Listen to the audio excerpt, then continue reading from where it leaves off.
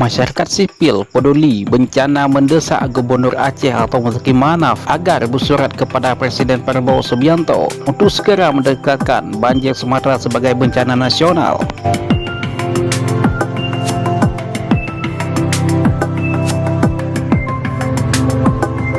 Hingga saat ini, Gubernur Aceh telah 2 kali menetapkan status darurat bencana daerah.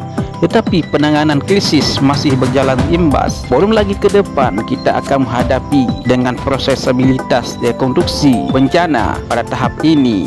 Tentu akan sangat berat jika dilaksanakannya masih berada tingkat daerah.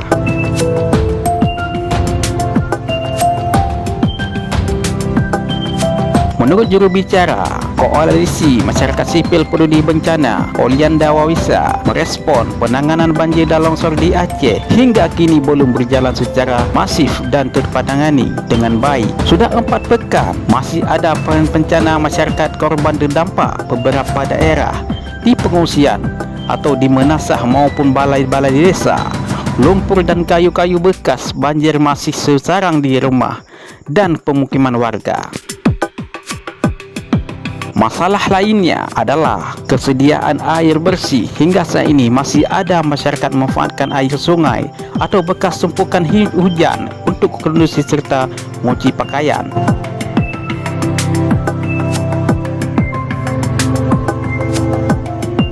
Kata koordinator pada hari Rabu tanggal 24 Desember tahun 2025, ia mencontohkan di kabupaten terdekat seperti Pidijaya, banjir yang melumat sejumlah desa sepanjang daerah aliran sungai. Gunung Meredu masih menyiapkan lumpur dengan ketinggian mencapai 2 meter. Kondisi ini tersebut tidak mungkin diselesaikan dengan alat sederhana, tetapi memerlukan alat berat. Sementara warga korban tidak memiliki akses atas alat berat.